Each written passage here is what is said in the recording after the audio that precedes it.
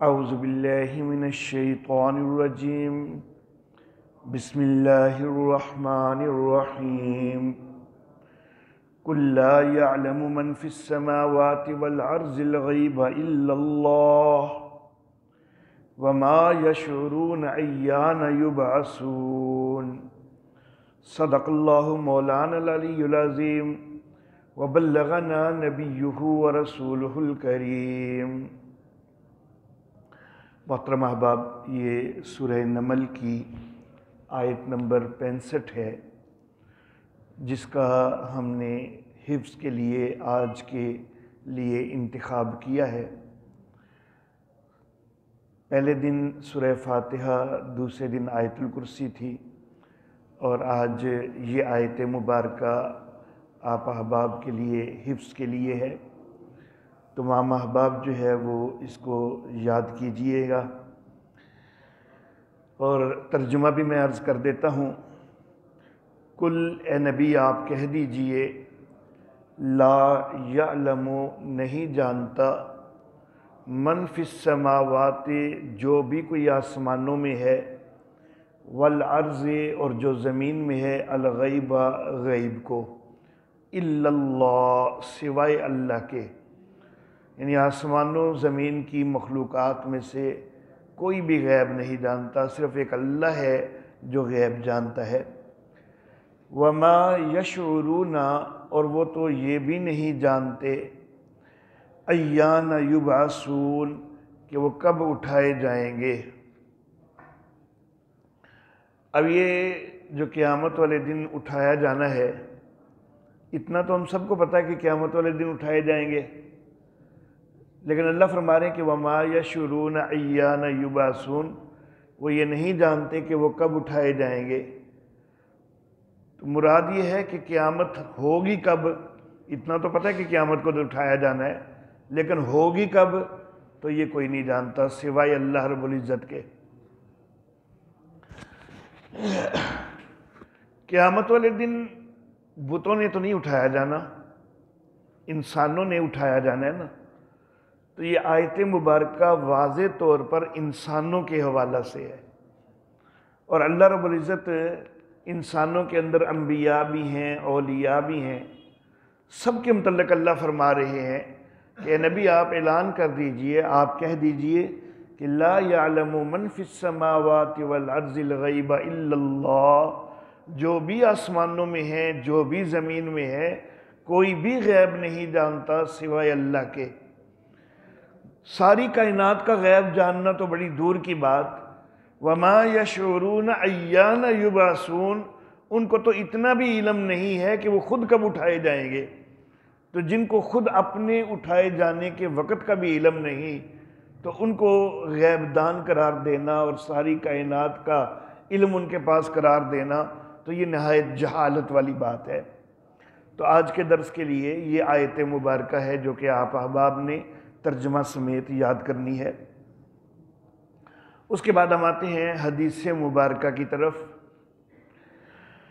حضرت ارباز بن ساریہ رضی اللہ تعالی عنہ سے روایت ہے سنن ابن ماجہ کے اندر کہ نبی اکرم صلی اللہ علیہ وآلہ وسلم نے ارشاد فرمایا کہ سترون من بعد اختلافا شدیدا فعلیکم بسنتی وسنت الخلفاء الراشدین المہدیین۔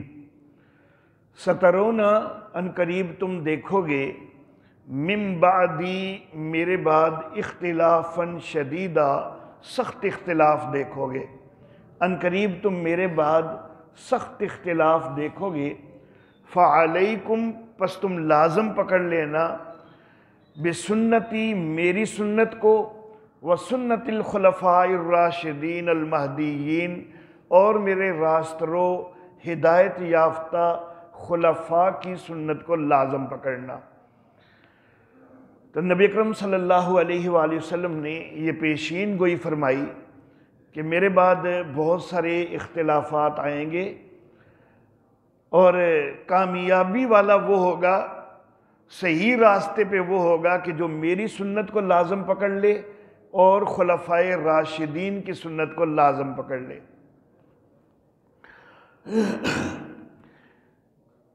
یہاں پر میں یہ بات عرض کرنا چاہوں گا، عام طور پر جس وقت خلافت راشدہ یا خلفائے راشدین کا لفظ بولا جاتا ہے تو عام طور پر 4 خلفاء سمجھے جاتے ہیں، لیکن میں یہ عرض کرنا چاہوں گا کہ مجھے اس چیز سے اختلاف ہے۔ ان کو راشدین کیوں کہا جاتا ہے، خلفائے راشدین کیوں کہا جاتا ہے؟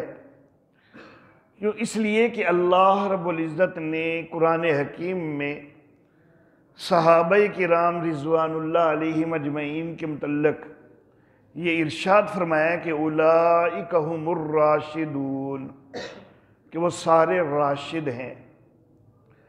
تو جب سارے صحابہ راشد ہیں تو پھر جس صحابی کو بھی خلافت ملی ہے تو وہ سارے ہی خلفائے راشدین ہیں۔ ایک حدیث یا یوں کہہ لیجئے کہ ایک روایت پیش کی جاتی ہے جس میں جس روایت کو مد نظر رکھتے ہوئے یہ زور دیا جاتا ہے کہ خلافت صرف 30 سال تک ہے، لیکن میں عرض کرنا چاہوں گا کہ یہ جو روایت ہے جس صحابی کی طرف اور جس تابعی کی طرف منسوب کی گئی ہے، اسی سند کے ساتھ پھر ایک اور روایت بھی ملتی ہے کہ جس میں صرف 3 خلفاء کا تذکرہ ہے، سند اس کی بھی یہی، اور یہ 30 سال کی خلافت والی کی سند بھی وہی، تو اس میں صرف 3 خلفاء کا تذکرہ ملتا ہے، اور حضرت علی رضی اللہ تعالیٰ عنہ کی خلافت کا بھی پھر ذکر کوئی نہیں ہے، بلکہ یہ ہے کہ ان 3 خلفاء کے بعد ملوکیت آ جائے گی۔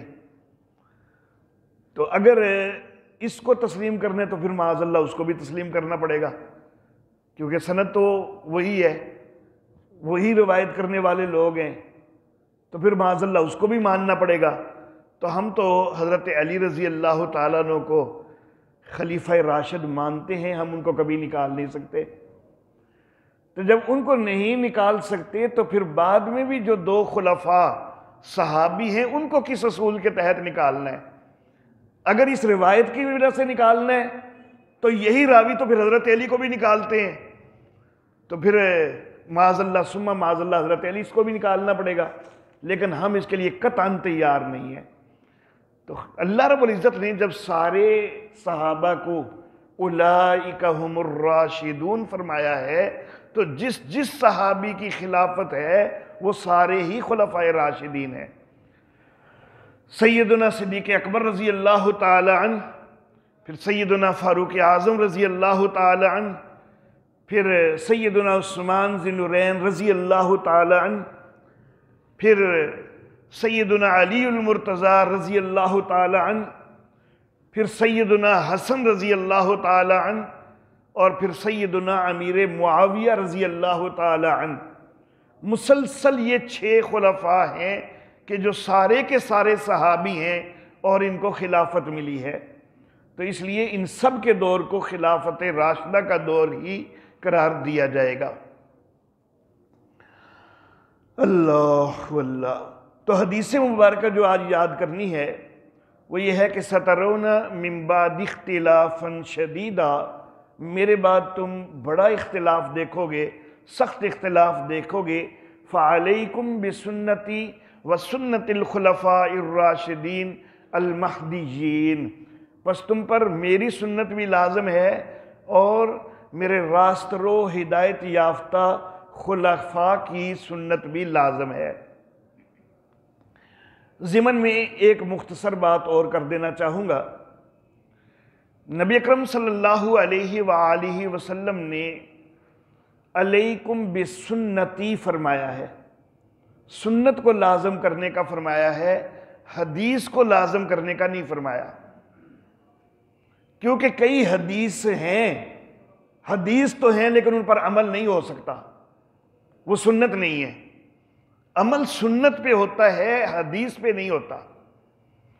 کئی حدیث نہیں اور سنت ہیں، عمل ان پہ بھی ہونا ہے۔ کئی حدیث ہوتے ہوئے سنت نہیں ہے تو ان پر عمل نہیں ہونا، اور کئی حدیث نہیں لیکن سنت ہیں، ان پر عمل ہونا ہے۔ حدیث ہے لیکن اس کے باوجود وہ سنت نہیں۔ مثال کے طور پر نبی اکرم صلی اللہ علیہ وسلم کے حلیہ مبارک کے متعلق جو احادیث ہیں، حدیث تو وہ ساری ہیں، اب کیا ہم ان پر عمل کر سکتے ہیں کہ نبی اکرم صلی اللہ علیہ وسلم کی جس طرح اللہ نے شکل و شباہت بنائی ہے ہم بھی اپنی بالکل اس طرح کا عکس بنا لیں؟ کیا یہ ممکن ہوگا؟ اگر نبی اکرم صلی اللہ علیہ وسلم کا چہرہ مبارک جو ہے جس انداز کا ہے تو ہم بھی لازم ہو جائے ہمارے لیے کہ ہم نے بھی اسی انداز کا چہرہ بنانا ہے؟ نہیں بن سکتا۔ تو یہ حدیث تو ہے لیکن یہ نبی اکرم صلی اللہ علیہ وسلم کے چہرے کا تذکرہ ہو رہا ہے، تو یہ ہمارے اوپر کوئی سنت نہیں ہے، یہ ہم نے اس کو لازم نہیں پکڑنا ہے۔ یہ حدیث تو یہ بھی مل گئی کہ نبی اکرم صلی اللہ علیہ وآلہ وسلم نے ایک وقت میں بھی 9 نکاح رکھے ہیں، کل 11 ازواج مطہرات ہیں میرے آقا صلی اللہ علیہ وسلم کی، اور ایک وقت میں بھی 9 ہیں۔ اب حدیث تو بن گئی کہ ایک وقت میں بھی 9 ہیں، لیکن کیا ہم ایک وقت میں 9 رکھ سکتے ہیں؟ یہ نبی اکرم صلی اللہ علیہ وسلم کے لیے خاص ہے۔ تو حدیث، ہر حدیث جو ہے وہ سنت نہیں ہوتی۔ بعض اوقات کسی وقتی ضرورت کے تحت کوئی معاملہ ہوتا ہے۔ صحیح بخاری کے اندر نبی اکرم صلی اللہ علیہ وآلہ وسلم کا کھڑے ہو کر پیشاب کرنا مذکور ہے۔ اب حدیث تو ہے لیکن کیا یہ سنت ہے کہ کھڑے ہو کے پیشاب کیا جائے؟ سنت نہیں ہے، یہ ایک وقتی ضرورت تھی اس وقت کہ جس کے لیے کھڑے ہو کے کرنا پڑا آپ کو، تو آپ نے کیا، لیکن یہ سنت نہیں ہے۔ تو میرے محترم احباب، ہر حدیث جو ہے وہ سنت نہیں ہوتی، اور عمل سنت پر ہے، حدیث پر نہیں۔ اور بعض اوقات یہ ہے کہ حدیث کوئی نہیں اور وہ سنت ہے۔ مثال کے طور پر جمعہ کی اذانیں ہم کتنی دیتے ہیں؟ 2۔ حدیث کوئی نہیں ہے جو 2 اذانوں کی، نبی اکرم صلی اللہ علیہ وسلم کی زندگی میں 2 اذانیں نہیں ہوئی ہیں، لیکن سنت یہی ہے کہ 2 اذانیں دینی ہے۔ کیوں؟ اس لیے کہ میرے آقا نے فرمایا کہ تم پر میری سنت بھی لازم ہے، خلفائے راشدین کی سنت بھی لازم ہے۔ تو حضرت عثمان ذی النورین رضی اللہ تعالیٰ عنہ نے چونکہ اس کو مقرر کیا تو سنت ہے ہمارے لیے، حدیث کوئی نہیں ہے۔ نبی اکرم صلی اللہ علیہ وآلہ وسلم نے پورا رمضان تراویح نہیں پڑھی ہے، صرف 3 دن پڑھی ہے، لیکن ہمارے لیے کیا 3 دن پڑھنا سنت ہے؟ ہمارے لیے پورا رمضان پڑھنا سنت ہے، کیونکہ حضرت عمر فاروق رضی اللہ تعالیٰ عنہ نے پورا رمضان پڑھائی ہے، اور نبی اکرم صلی اللہ علیہ وسلم نے فرمایا کہ علیکم بسنتی وسنت الخلفاء الراشدین، تم پر میری سنت بھی لازم ہے، خلفائے راشدین کی سنت بھی لازم ہے۔ تو بعض اوقات حدیث ہونے کے باوجود سنت نہیں، اور بعض اوقات حدیث کوئی نہیں اور سنت ہے۔ تو عمل ہر جگہ ہم نے سنت پہ کرنا ہے، حدیث پہ نہیں۔ اس لیے اہل السنت لفظ جو ہے وہی زیادہ بہتر ہے۔ اور والجماعت ساتھ اس لیے لگایا کہ علیکم بسنتی وسنت الخلفاء الراشدین اور اصحابی کالنجوم فبأیہم اقتدیتم اہتدیتم۔ تو یہ صحابہ کی جماعت کی بھی چونکہ پیروی کرنی ہے تو اہل السنت والجماعت یہ بہترین نام ہے۔ میرے محترم احباب، آج کی تیسری چیز مسائل کے حوالہ سے، ہم نے پہلے دن روزہ کے حوالہ سے کچھ مسائل ذکر کیے، دوسرے دن زکوٰۃ کے حوالہ سے کچھ مسائل ذکر کیے ہیں۔ آج کے لیے وضو کے مسائل جو ہیں وہ ہم انشاءاللہ ذکر کرتے ہیں۔ سورۃ المائدہ کی آیت نمبر 6 ہے، جس میں اللہ رب العزت یہ ارشاد فرماتے ہیں کہ یا ایھا الذین آمنوا، اے ایمان والو، اذا قمتم الی الصلاۃ، جب تم نماز کے لیے اٹھو، فاغسلوا وجوہکم، تو اپنے چہروں کو دھو لیا کرو، یہ ایک کام ہو گیا۔ وَأَيْدِيَكُمْ إِلَى الْمَرَافِقِ، اور اپنے ہاتھوں کو کوہنیوں سمیت دھو لیا کرو، یہ دوسرا کام ہو گیا۔ وَامْسَحُوا بِرُؤُوسِكُمْ، اور اپنے سروں کا مسح کر لیا کرو، یہ تیسرا کام ہو گیا۔ وَأَرْجُلَكُمْ إِلَى الْكَعْبَيْنِ، اور اپنے پاؤں کو ٹخنوں سمیت دھو لیا کرو۔ یہ چوتھا کام ہو گیا۔ تو اللہ رب العزت نے یہ 4 کام بتلائے ہیں کہ یہ 4 کام کرو نماز سے پہلے۔ تو جب یہ 4 کام اللہ نے فرمائے ہیں تو لازم اور ضروری یہی 4 رہیں گے، جن کی حیثیت فرض کی ہوتی ہے نا، وہ یہی 4 رہیں گے۔ فرض ان کے علاوہ کوئی 5واں نہیں ہو سکتا۔ جب اللہ نے یہ 4 پر کہا تو فرض تو یہ 4 ہی رہیں گے۔ باقی وضو کے طریقے کے اندر کلی کرنا وغیرہ باقی جو چیزیں آتی ہیں وہ سنت کے درجے میں چلی جائیں گی، لیکن فرض جو ہے وہ یہ 4 رہیں گے۔ تو وضو کے فرائض 4 ہوتے ہیں۔ قرآن حکیم کی سورہ مائدہ کی آیت نمبر 6 کی روشنی میں چہروں کا دھونا، چہرہ جو ہے یہ بالوں کی لو سے لے کر ٹھوڑی کے نیچے تک، اور یہ بالوں کے شروع سے لے کر ایک کان کی لو سے دوسرے کان کی لو تک، یہ چہرہ ہے جس کا دھونا فرض ہے۔ اور دوسرا فرض ہاتھوں کو کوہنیوں سمیت دھونا۔ تیسرا فرض سر کا مسح کرنا۔ اب سروں کا مسح ذکر ہوا ہے قرآن حکیم میں۔ حضرت مغیرہ بن شعبہ رضی اللہ تعالی عنہ سے روایت ہے کہ نبی اکرم صلی اللہ علیہ وآلہ وسلم ایک قوم کے ڈھیر پہ پہنچے، پیشاب کیا، وضو بنایا اور اپنی پیشانی کی مقدار کا مسح کیا۔ تو اس سے معلوم ہوا کہ سارے سر کا فرض نہیں ہے۔ اگر سارے سر کا فرض ہو تو پھر نبی صلی اللہ علیہ وسلم نے صرف پیشانی کا جو مسح کیا ہے تو پھر وہ مسح نہیں ہونا چاہیے، پھر تو نبی صلی اللہ علیہ وسلم کا وضو نہیں ہوا، معاذ اللہ ثم معاذ اللہ۔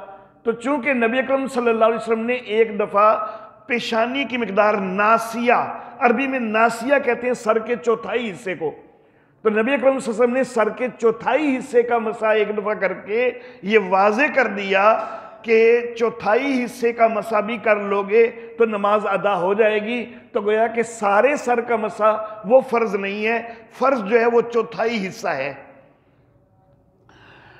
اور اس کے بعد پاؤں کو دھونا فرض ہے۔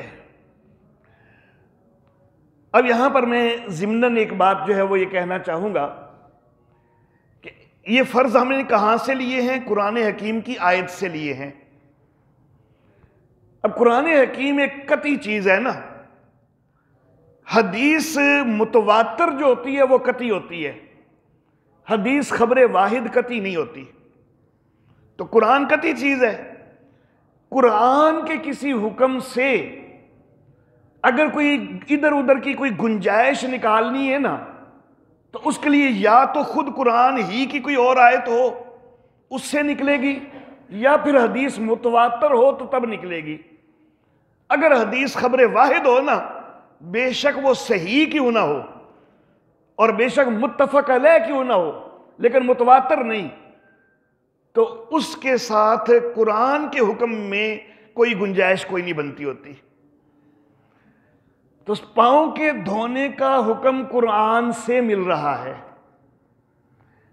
اب اس کے مقابلہ میں گنجائش کے موزے پہ مسح کرنے یا جراب پہ مسح کرنے، موزے پر مسح کی روایت متواتر درجے کی ہے، اور بلکہ اتنی متواتر درجے کی ہے کہ متواتر کی شرائط ہیں بڑی کڑی، اور کئی دفعہ اعتراض ہوا کہ اتنی کڑی شرائط ہیں متواتر کی، ان شرائط پر تو شاید کوئی حدیث بھی پوری نہ اترتی ہو، ایسے ہی آپ مولویوں نے اتنی سخت شرائط رکھ دی ہوئی ہیں تو کوئی حدیث ہے بھی کوئی جو ان شرطوں پر پوری اترتی ہے؟ تو جب بھی یہ اعتراض کیا گیا نا تو جواب میں علماء نے موزے پر مسح کی روایت بیان کی کہ یہ دیکھ لو یہ ساری شرطوں پر پوری اترتی ہے۔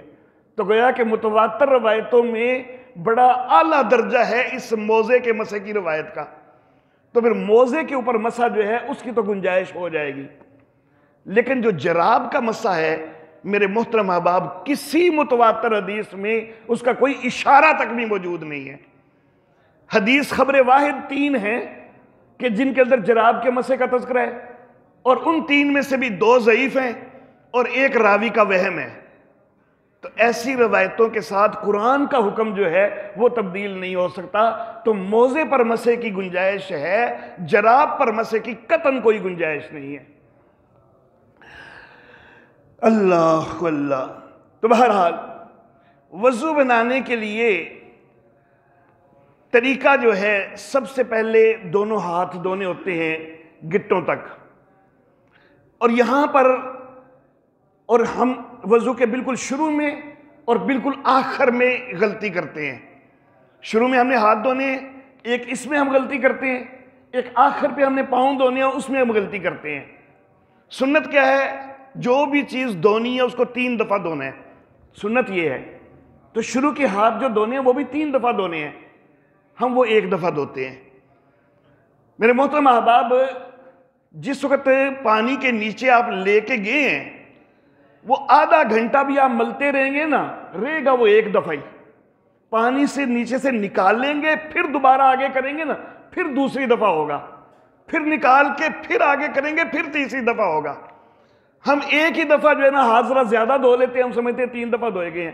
مل 3 دفعہ لیتے ہیں تو اس سے ملنے سے 3 دفعہ نہیں ہو جاتا۔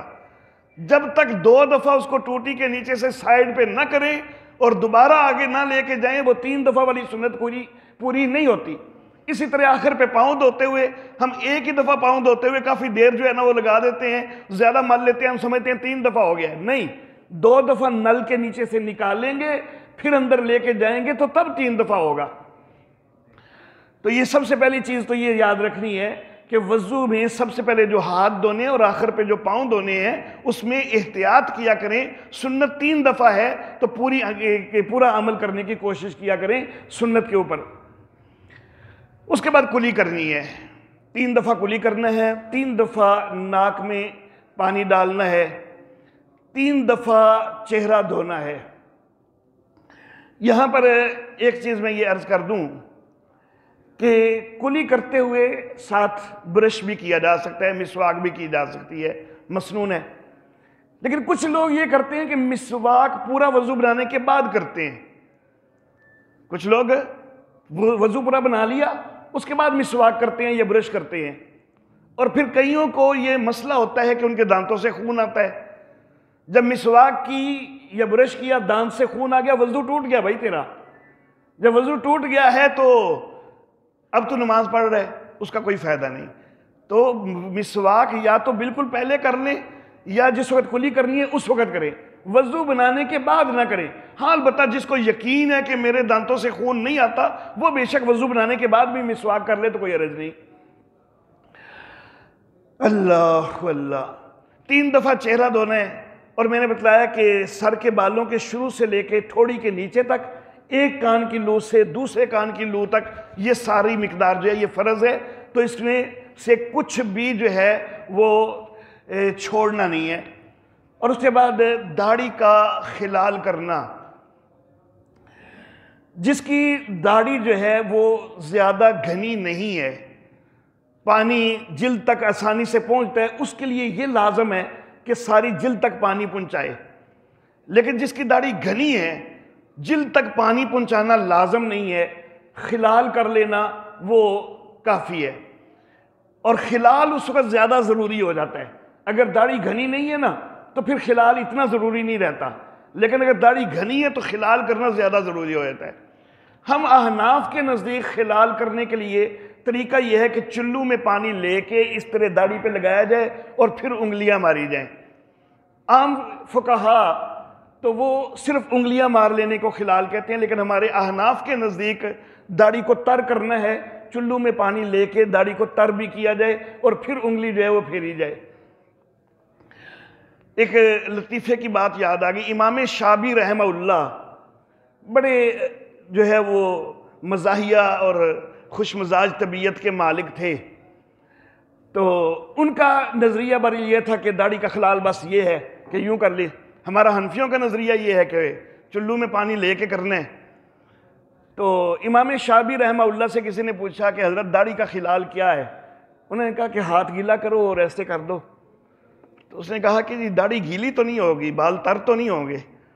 تو امام شابی کہنے کہ تم ایسا کرنا، رات کو بھگو کے رکھ لینا، صبح نکال لینا۔ ساڑھا حنفیہ والا طریقہ ہے یہ کہ راتی بھگو کے رکھ چھوڑو، صبح نکال لو وہ۔ اللہ اللہ۔ بہرحال احتیاط اسی میں ہے جو حنفیوں نے بتلایا ہے، کیونکہ صرف اس طرح خلال کرنا جبکہ پانی جلد تک پہنچانا بھی لازم کوئی نہ ہو تو وہ احتیاط سے ہٹ کے ہے. تو جو حنفیوں کا طریقہ وہ بڑا احتیاط والا ہے، اسی پہ عمل کرنا چاہیے. اللہ اللہ. چہرہ دھونے، داڑھی کا خلال کرنے کے بعد کوہنیوں سمیت بازو دھونے 3 دفعہ. اب یہاں پر کئی لوگ جو ہے نا وہ اس پہ بحث کرنے لگ جاتے ہیں پانی ادھر ادھر پانا ہے یا ادھر ادھر پانا ہے. بھائی یہ کوئی بھی جو ہے وہ تخصیص نہیں ہے، اس کی کوئی تخصیص شرعی طور پر نہیں ہے کہ پانی ادھر سے ایسے کرنا ہے یا ادھر سے ایسے کرنا ہے. جدھر سے مرضی کر لیں. 3 دفعہ بازو دھونا، پہلے دایاں اور پھر بایاں، بس یہ مسنون ہے. اس میں پانی کی سمت جو ہے وہ کوئی مسنون نہیں ہے. اللہ اللہ. اس کے بعد سر کا، گردن کا اور کانوں کا مسح کرنا. اس کے اندر بھی ہم ایک خرابی کرتے ہیں. ہم کیا کرتے ہیں؟ سر کا مسح کرتے ہوئے ایسے سر کا مسح کیا، پھر ہم کانوں کا مسح کرتے ہیں اور آخر پہ الٹے ہاتھ سے گردن کا مسح کرتے ہیں. اس کا قطعاً کوئی ثبوت نہیں ہے. یہ قطعاً کوئی ثبوت نہیں ہے گردن کا الگ سے مسح کرنا. گردن جو ہے اس کا مسح سر کے مسح کے ہی تابع ہے. سر کا مسح کرتے کرتے گردن تک ہاتھ پہنچا دیں اور پھر کانوں کا مسح کریں. بس الگ بعد میں جو گردن کا مسح کیا جاتا ہے اس کا کوئی ثبوت نہیں ہے. تو یہ سر کا مسح جو ہے اس کا طریقہ جو ہے وہ اچھی طرح ذہن نشین کریں کہ سر کو بالوں سے لے کے پیچھے تک جاتے ہوئے گردن تک ہاتھ پہنچا دیں اور پھر کانوں کا مسح کریں. بعض احادیث مبارکہ میں، بعض روایات میں دوبارہ واپس لانے کا بھی تذکرہ ہے. اس پہ بھی عمل کیا جائے تب بھی ٹھیک ہے. اس پہ عمل لازم نہیں ہے. صرف پیچھے تک لے جائیں گردن تک تب بھی پورا ہو جاتا ہے، واپس بھی لے آئیں تب بھی پورا ہو جاتا ہے. دونوں طرح درست ہے. اللہ اللہ. تو سر کا اور گردن کا مسح کرنے کے بعد کانوں کا مسح اور پھر انگلیوں کا خلال کر لیا جائے. اس کے بعد دونوں پاؤں ٹخنوں سمیت دھونے ہیں اور پاؤں کی انگلیوں کا بھی خلال کرنا ہے. اچھا جی. ایک اور اہم چیز ہے کہ کن کن چیزوں سے وضو ٹوٹتا ہے، یہ چیزیں ذہن نشین ہونی چاہیے. سبیلین پیشاب اور پخانے کے راستے کو کہا جاتا ہے. تو سبیلین سے یعنی پیشاب کے راستے سے یا پخانے کے راستے سے کوئی بھی چیز نکلے تو وضو ٹوٹ جاتا ہے. ہوا خارج ہو، پیشاب خارج ہو، پخانہ خارج ہو، خون وغیرہ بعض اوقات آ جاتا ہے یا کچھ بھی، کوئی پیپ وغیرہ آ گئی ہے، پیشاب پخانے کے راستے سے کوئی بھی چیز خارج ہوئی ہے تو اس سے وضو لازم ہو جاتا ہے. دوسرا، جسم کے کسی بھی حصے سے خون یا پیپ اتنی مقدار میں نکلا کہ جس جگہ سے وہ نکلا ہے اس سے ادھر ادھر معمولی بھی سرک جائے، اگر صرف زخم کے اوپر نظر آیا نا اس سے وضو نہیں ٹوٹتا. زخم ہوا، خون صرف نظر آیا ہے، ادھر ادھر سرکنے کی مقدار نہیں ہے، اس سے وضو نہیں ٹوٹتا. لیکن اگر اتنی مقدار ہے کہ وہ اپنے مخرج سے ذرا بھی ادھر ادھر سرکتا ہے تو پھر وضو ٹوٹ جائے گا. اب ایک بندے کو خون مثال کے طور پر زخم آیا، خون نکلنے لگا، اس نے اوپر کپڑا رکھ کے اس کو صاف کر لیا، پھر نکلنے لگا، اس نے پھر کپڑا رکھ کے صاف کر لیا. اب وہ مخرج سے ادھر ادھر تو نہیں ہوا لیکن مقدار زیادہ ہو چکی ہے، وضو ٹوٹ جائے گا. اللہ اللہ. ایک اور چیز، قدیم فقہاء نے ایک مسئلہ لکھا ہے. انہوں نے مسئلہ یہ لکھا ہے کہ اگر ایک آدمی کو مچھر کاٹ دیتا ہے تو مچھر خون چوستا ہے تو اس سے وضو نہیں ٹوٹتا. مچھر نے کاٹا ہے، اس نے خون چوسا ہے لیکن اس سے وضو نہیں ٹوٹتا. دوسری طرف ایک جونک ہے، جونک بھی خون چوستی ہے. تو فقہاء نے کہا کہ جونک جو ہے وہ اگر خون چوسے وضو ٹوٹ جائے گا. اب مچھر نے بھی خون چوسا ہے، وضو نہیں ٹوٹا. جونک نے بھی خون چوسا ہے، وضو ٹوٹ گیا. وجہ کیا ہے؟ فرق کیا ہے؟ فرق یہ ہے کہ مچھر جو خون چوستا ہے معمولی بوند کی مقدار چوستا ہے. اگر وہ جسم سے نکلے اتنی مقدار تو وہ ادھر ادھر سرکنے جتنی نہیں ہوتی. لیکن جونک جو ہے وہ جس کو چوستی ہے تو وہ اتنی مقدار چوس لیتی ہے کہ جو ادھر ادھر سرکنے کی مقدار بن جاتی ہے. تو اس لیے فقہاء نے یہ بات لکھی کہ جونک کے خون چوسنے سے وضو ٹوٹے گا، مچھر کے خون چوسنے سے وضو نہیں ٹوٹے گا.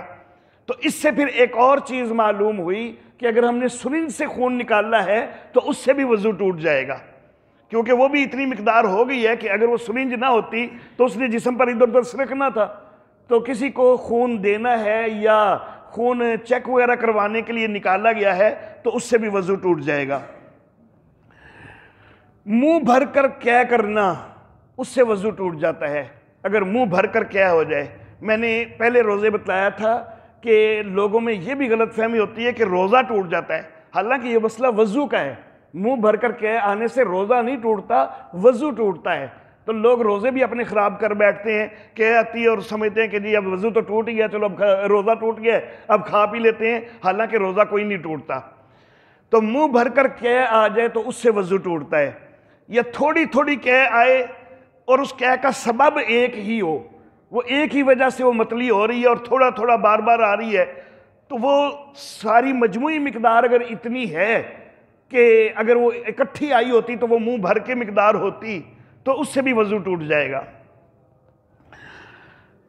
اس کے بعد اگر ایک آدمی لیٹا ہے یا ٹیک لگائی ہوئی ہے اور اس کو نیند آ گئی ہے تو اس سے بھی وضو ٹوٹ جائے گا.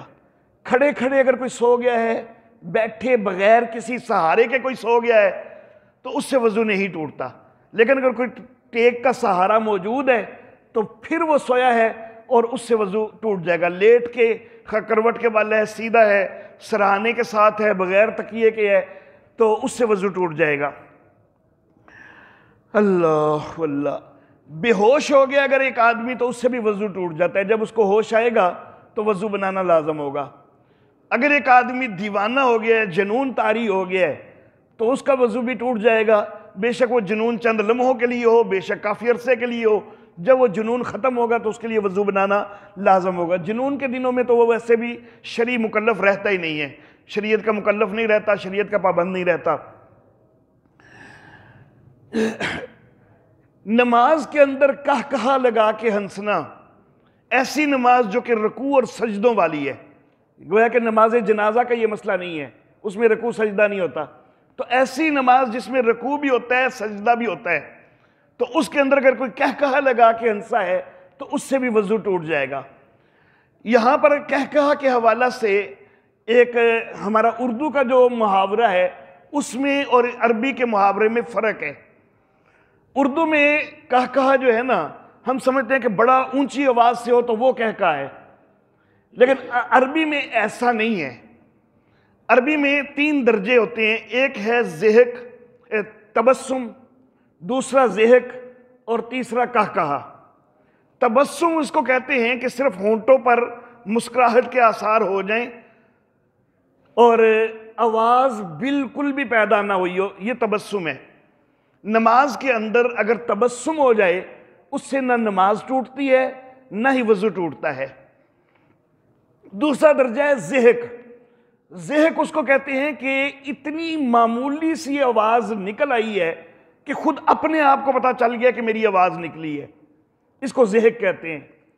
ساتھ والے بندے تک آواز نہیں پہنچی، صرف اپنے آپ تک پہنچ گئی، خود کو احساس ہو گیا کہ میری آواز نکلی ہے، تو اس سے نماز ٹوٹ جائے گی، وضو نہیں ٹوٹے گا. نماز ٹوٹ جائے گی، نماز دوبارہ پڑھنی پڑے گی لیکن وضو نہیں ٹوٹے گا. اور کہا اس کو کہتے ہیں کہ بالکل ساتھ بندہ کھڑا ہو نا تو آواز اس تک بھی پہنچ جائے.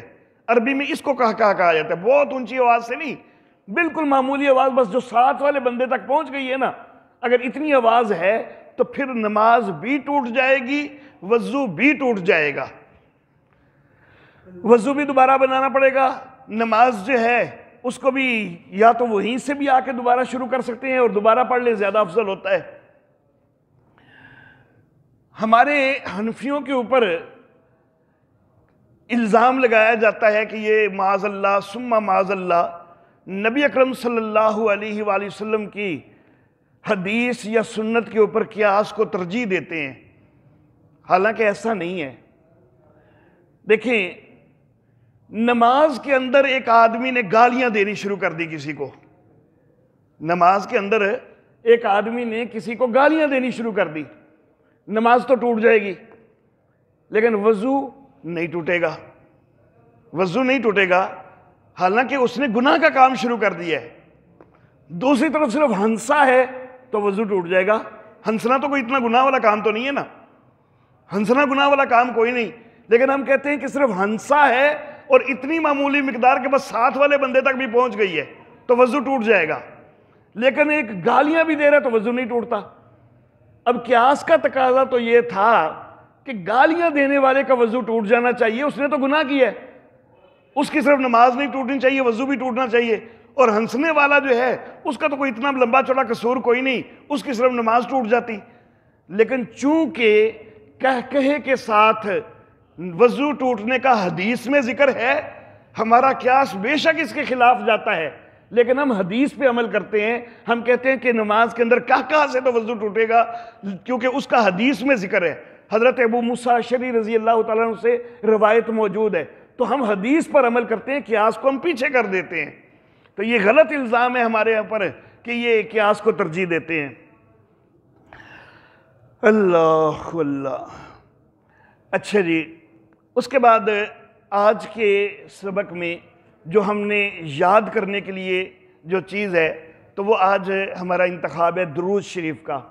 درود شریف اور اس کا ترجمہ جو ہے وہ آپ سارے احباب نے یاد کرنا ہے. اللہم صلی علی محمد وعلی آل محمد کما صلیت علی ابراہیم وعلی آل ابراہیم انکا حمید مجید. اللہم بارک علی محمد وعلی آل محمد کما بارکت علی ابراہیم وعلی آل ابراہیم انکا حمید مجید. اللہم اے اللہ صلی رحمت بیج علی محمد محمد صلی اللہ علیہ وآلہ وسلم پر وعلی آل محمد اور محمد صلی اللہ علیہ وسلم کی آل پر کما صلیتا جس طرح تو نے رحمت بھیجی علی ابراہیم ابراہیم علیہ الصلاۃ و تسلیمات پر وعلی آل ابراہیم اور ابراہیم علیہ السلام کی آل پر انکا حمید مجید بے شک تو تعریفوں والا ہے بزرگی والا ہے. اللہم بارک اے اللہ تو برکت عطا فرما دے علی محمد محمد صلی اللہ علیہ وآلہ وسلم کو وعلی آل محمد اور محمد صلی اللہ علیہ وسلم کی آل کو کما بارکتا جس طرح تو نے برکت عطا فرمائی علی ابراہیم سیدنا ابراہیم علیہ السلام کو وعلی آل ابراہیم اور ابراہیم علیہ السلام کی آل کو انکا حمید مجید بے شک تو تعریفوں والا بزرگی والا ہے. تو میرے محترم احباب آج کے لیے جو یاد کرنے کے لیے ہے تو یہ درود شریف اور اس کا ترجمہ ہے. نوٹس جو ہے یہ بعد میں سارے ساتھی لے کے جائیے گا, ترجمہ وغیرہ لکھا ہوا ہے. جو آیت یاد کرنے کے لیے ہے, جو حدیث یاد کرنے کے لیے جو میں پہلے ذکر کر چکا ہوں وہ بھی ماں ترجمہ جو ہے وہ لکھی ہوئی ہیں. اور آج کے درس کے لیے اب آخری چیز کہ ایک مختصر عنوان کے اوپر ایک مختصر سی بات. آج کا جو ہمارا عنوان ہے وہ ختم نبوت ہے. سورۃ الاحزاب کے اندر اللہ رب العزت ارشاد فرماتے ہیں کہ ما کان محمد ابا احد من رجالکم ولکن رسول اللہ وخاتم النبیین وکان اللہ بکل شیء علیما. محمد صلی اللہ علیہ وآلہ وسلم تمہارے مردوں میں سے کسی کے باپ نہیں ہیں اور لیکن اللہ کے رسول ہیں اور خاتم النبیین ہیں, اور اللہ ہر چیز کو جاننے والا ہے. میرے محترم احباب اس آیت مبارکہ میں اللہ نے 4 جملے استعمال فرمائے ہیں. پہلا جملہ یہ کہ ما کان محمد ابا احد من رجالکم, محمد صلی اللہ علیہ وسلم تمہارے مردوں میں سے کسی کے باپ نہیں ہیں. دوسرا جملہ یہ کہ ولیکن رسول اللہ, اور لیکن وہ اللہ کے رسول ہیں. تیسرا جملہ یہ کہ وہ خاتم النبیین, اور وہ خاتم النبیین ہیں. اور چوتھا جملہ یہ کہ وکان اللہ بکل شیء علیما, اللہ ہر چیز کو جاننے والا ہے. اب ان میں جو درمیان کے 2 جملے ہیں نا کہ نبی اکرم صلی اللہ علیہ وسلم اللہ کے رسول ہیں, خاتم النبیین ہیں, تو رسالت اور ختم نبوت ان کا تو آپس میں بڑا واضح تعلق ہے. لیکن پہلا جملہ جو ہے کہ محمد صلی اللہ علیہ وسلم تمہارے مردوں میں سے کسی کے باپ نہیں، تو بظاہر اس کا اگلے جملوں سے تعلق نہیں بنتا. اور آخری جو جملہ ہے وَكَانَ اللَّهُ بِكُلِّ شَيْءٍ عَلِيمًا، اللہ ہر چیز کو جاننے والا ہے. پہلے 3 جملے تو نبی اکرم صلی اللہ علیہ وسلم کے متعلق تھے، یہ والا جملہ تو نبی صلی اللہ علیہ وسلم کے متعلق ہے ہی کوئی نہیں، یہ تو اللہ کے متعلق ہے. تو اس کا بھی بظاہر پہلے 3 جملوں سے تعلق نہیں معلوم ہوتا.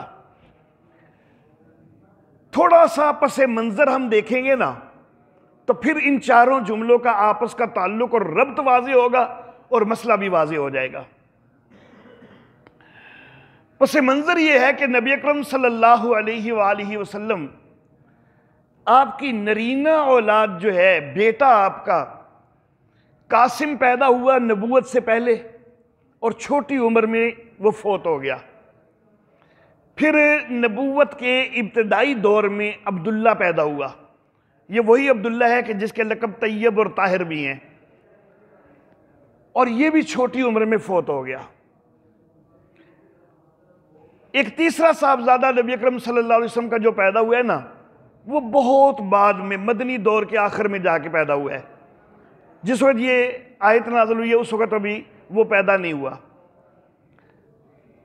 تو بہرحال اس آیت کے نزول سے پہلے 2 بیٹے پیدا ہو کے فوت ہو چکے.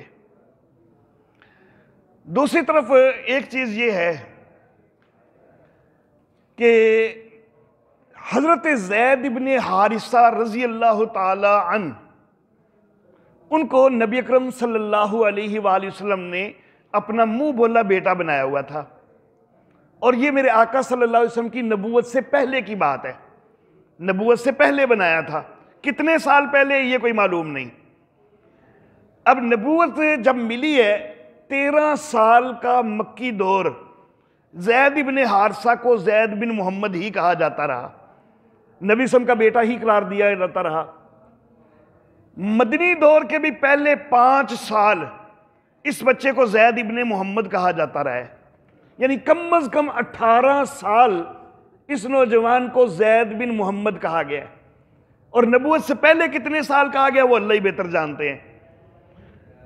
اب 18 سال جس کو اپنے بیٹے کی حیثیت سے رکھا ہو، اس کے ساتھ انس اور محبت تو بڑی ہو جاتی ہے نا، اپنے بیٹے کے طور پر اس کو رکھا ہوا ہے اپنے گھر میں. لیکن اللہ رب العزت کی طرف سے حکم آ گیا سورہ احزاب کے اندر ہی کہ ادعوہم لآبائہم، ان کو ان کے آبا کے ناموں سے پکارو. نبی اکرم صلی اللہ علیہ وسلم کے لیے بھی منع ہو گیا کہ آئندہ زید ابن محمد نہیں کہنا، زید ابن حارثہ ہی کہنا ہے. اب اپنے 2 صاحبزادے پیدا ہوئے، بچپن میں فوت ہو چکے. ایک کو منہ بولا بنایا ہوا تھا، اللہ نے کہا کہ اس کی نسبت بھی اب اپنی طرف کوئی نہیں کرنی. تو پھر دل تو تھوڑا سا پریشان ہوتا ہی ہے نا، پریشانی تو آتی ہے. نرینہ اولاد کی خواہش کس کو نہیں ہوتی؟ تو منہ بولا بیٹا جس کو بنایا ہوا ہے اس کے اوپر بھی پابندی لگ جائے کہ اس کی نسبت اپنی طرف نہیں کرنی. تو نبی اکرم صلی اللہ علیہ وسلم کی طبیعت میں، دل میں کچھ تھوڑی سی پریشانی آئی نا، تو اللہ نے تسلی دی ہے. تسلی دی کہ سونے محمد آپ مردوں میں سے کسی کے باپ نہیں ہیں، لیکن اللہ کے رسول تو ہیں نا. تو جب اللہ کے رسول ہیں تو ساری انسانیت، آپ کی ساری امت آپ کی روحانی اولاد ہی تو ہے. تو آپ کو اولاد کی کیا کمی ہے؟ آپ کو پریشان ہونے کی ضرورت کوئی نہیں. تو یہ پہلے جملے کا ربط واضح ہو گیا نا. اور پھر مزید یہ کہ پہلے بھی نبی آئے ہیں اور ان کی بھی روحانی اولادیں ہوئی ہیں، لیکن ہر نبی کی روحانی اولاد، نبوت کا دور ختم ہوا، شریعت کا دور ختم ہوا تو روحانی اولاد کا سلسلہ بھی ختم ہو گیا. اور آپ کے بعد تو کوئی نبی آنے والا ہی نہیں ہے، آپ کی روحانی اولاد تو قیامت تک جاری رہے گی. تو اب یہاں پر تیسرے جملے کے ساتھ بھی ربط واضح ہو گیا.